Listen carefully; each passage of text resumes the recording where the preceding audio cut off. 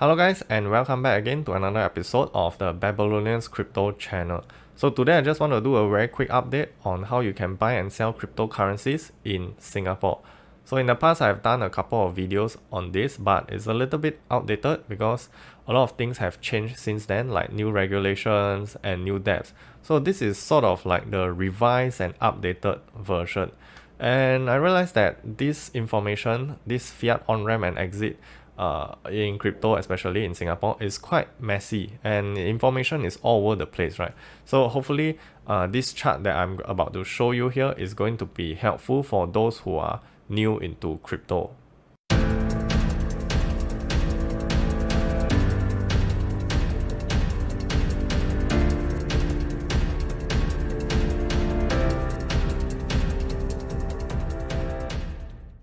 Okay, so I'm sure a lot of people has heard of this latest Binance regulation update in Singapore, and there are a lot of misconception that I see around. So a lot of people are panicking. They're asking, is Binance still legal to use in Singapore? Should I withdraw out my assets? Which exchange should I use? All these kind of questions. So let's read properly and see what Binance say. Okay, so this is the first news that came out. It says that we will cease the following product and offering in Singapore. So number 1 is SGD trading pair, number 2 SGD payment option, and number 3 removal of the app. So that's all.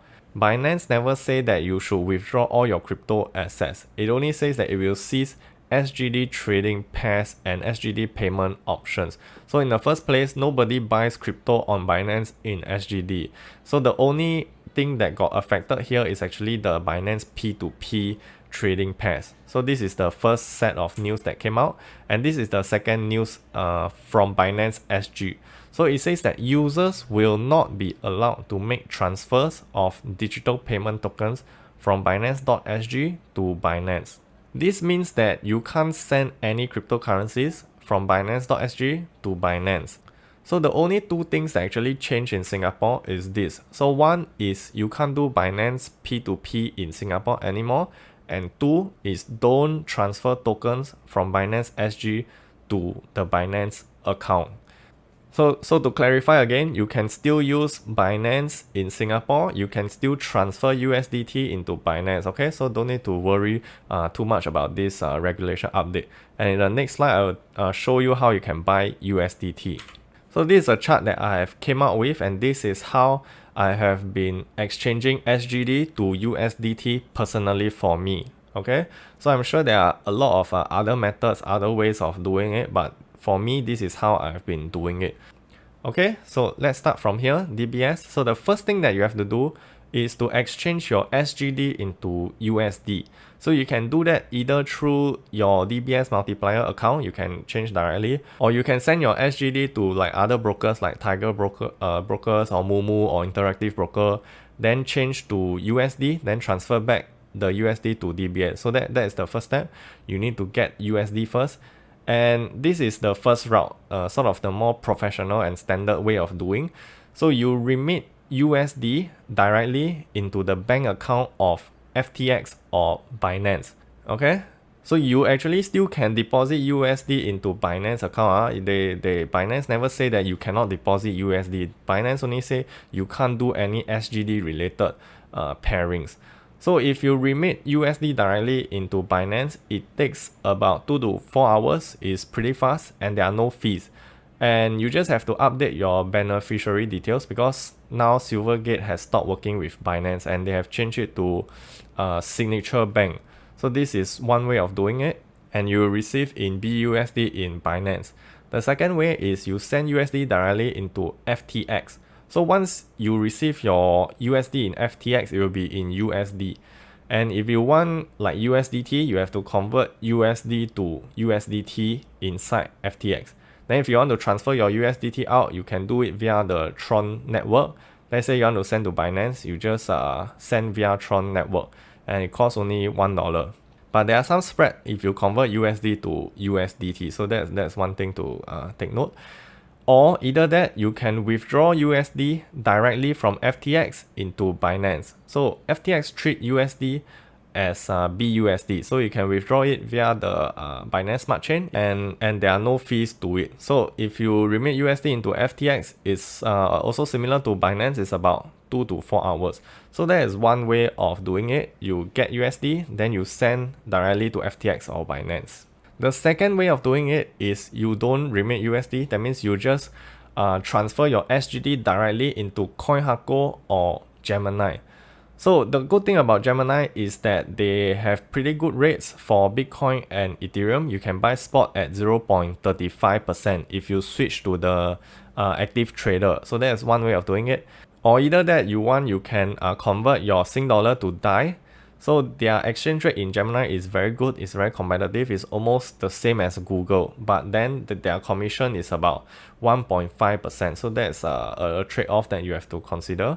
And the transfer from SGD into Gemini is pretty fast. It takes like less than 1 hour, and you don't have to create any Xfirst account. And the best thing about Gemini is they allow you up to 10 free withdrawals. So that's for Gemini. And the other way is you do it through Coinhako. So you send SGD directly into Coinhako.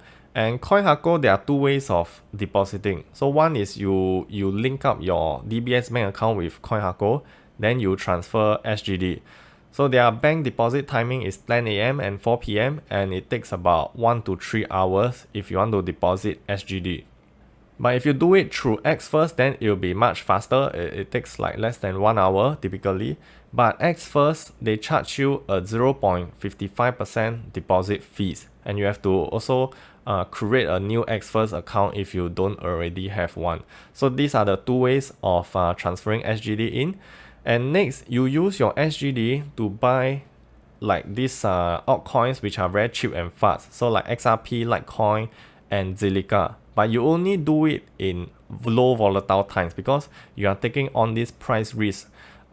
If you buy these altcoins, then you send to Binance and sell to USDT. So this is a bit more dangerous. It's more of the sloppy way of doing, but it gets the job done very fast, and sometimes you might even get more than what you deposit. So I've tried this also a couple of times. Typically, if you do it in low volatile times, there isn't any much difference from what you deposit and what you receive if you want to send to Binance. So the fees for Coinhako is about 0.6% to 0.8%. You have to use this Coingecko promo code. I'm not sure if this is still available right now, but this reduced to 0.8%. Then you just buy their discount rewards and it will reduce to 0.6%. Okay? So either Coinhako or Gemini. Gemini, once you buy your DAI or whatever, you can withdraw directly to Binance. It's free. And for Coinhako, you just transfer your altcoins, but you take on this price risk that Zilliqa or Litecoin would go up or go down. So remember to do it in volatile times. So this is an overview of how you can do fiat on-ramp to USDT. This is how I've been doing it. Okay, next is USDT off-ramp. So this is very similar. It's just the reverse way of how you on-ramp your SGD. So fiat off-ramp starts from here. Let's say you have some USDT in Binance. You can just withdraw your USD from Binance into DBS. So this takes about 1 business day, and they charge you 15 USD to withdraw to your DBS account. And in your DBS account, they will charge about $10 even for SGD or USD, unless you are a Treasure's customer. So that is one way of doing it. The other way is you do it through FTX. So FTX, let's say you have some USD, you just convert your USD into SGD, then you withdraw SGD directly into DBS. So this takes about 5 business days. It's a bit slower than Binance. The minimum amount to do this is 100 USD and there are no fees. But the bad thing is you got to wait a bit longer. Then next is you can withdraw USD directly. I haven't tried this yet, but from what I know, if you do it less than 10,000, then you have to pay 75 USD. So this is one way of withdrawing. The other way is you do it through Coinhako or Gemini. So from Binance or FTX, let's say for Coinhako, you just buy XRP, buy XRP, Litecoin or Zilliqa, send to Coinhako, then you sell to SGD, then you withdraw out. So for Coinhako, the withdrawal is about $2, and it takes about 2 to 3 days. Then for selling your altcoins is again the commission is 0.6 to 0.8%, and maximum you can do only 20,000 withdrawal a day. Okay, so that is for Coinhako. For Gemini, you can just buy Bitcoin or Ethereum, then send to Gemini, then sell to SGD in their active trader. So that is 0.35%, or either way you buy DAI, then you send DAI to Gemini and sell to SGD. So you have to balance between which one you want. So Bitcoin and Ethereum, you take on the price risk when you are transferring, but the commission fee is much cheaper, it's 0.35%.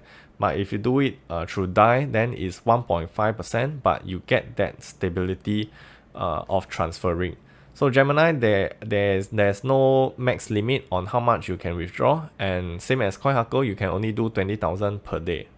Okay, so this is for fiat on-ramp to UST. So this is another popular question, like what are some of the best and cheapest ways to buy UST?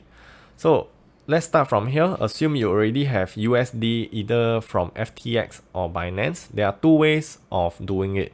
First is through the exchange. So the exchange is KuCoin. So you have to withdraw USDT via Tron network into KuCoin. Then from KuCoin you have to sell your USDT into UST. Then from there you withdraw out your UST directly into your Terra Station wallet. So the cost for doing this is you will incur the spread between the USDT and UST. That is one cost there. And the second cost is the withdrawal fees when you withdraw out UST. Okay, so that is for the exchange method. The other method is you can withdraw BUSD into your MetaMask wallet. So for this you have to have a MetaMask wallet. So after that you swap your BUSD into UST either through PancakeSwap or Nerve or 1inch. So you just compare which rate give you the best, but usually Nerve and 1inch they give better rates as compared to PancakeSwap. So after you get your UST in your MetaMask, you have to bridge it over to Terra wallet because the UST that you get is the BEP20 version. So you have to convert it to the Terra version. So there's one way of doing it. You just convert via the Terra bridge and make sure that you have some BNB inside your MetaMask to do all these transactions. And this is a common question. A lot of people will ask, why can't you just buy Luna from Binance, then transfer to the Terra station, then swap Luna into UST? Well, you can do that, but the spread for Luna and UST in Terra station is quite bad because this is not an exchange. This is powered by AMM. So the liquidity there might not be as good as if you do it on an exchange like KuCoin or like on MetaMask where their liquidity pool is deeper. Okay, so that is how you buy UST. And for UST off-ramp to SGD, again, it's just the reverse. So from Terra station, you can withdraw your UST out to KuCoin. And always remember this, that if you deposit your coins to an exchange wallet address, you typically need a memo. So your KuCoin has a memo and you have to put in the memo when you withdraw out. So this is important. And once you got your UST, then you just sell to USDT and transfer USDT out to either FTX or Binance. Then from there, you just follow the steps above on how you can sell it back to SGD. Or another way is you do it through MetaMask. So you convert UST to the Binance version through Terra Bridge. Then you convert UST into BUSD or USDT. And then from there, you send back again to your Binance exchange. And one point to take in note is that when using the Terra Bridge, please do not use your exchange address. You have to use your MetaMask address. So you can't bridge directly from UST straight into Binance. So this is not correct. Okay, so I hope these 4 charts have give you a clearer idea on how you can buy USDT as well as sell USDT and exit into fiat. And also for UST, how you buy UST with Sing Dollar and how you off-ramp it back to Sing Dollar. So I hope this video has been helpful and serve as a guide for the beginners, for those who are new in crypto. And I'll put some of my referral links down below. So if you find this video helpful and if you want to start using some of these methods, then I would appreciate if you can support and use my links. So thank you once again, and see you again in the next video.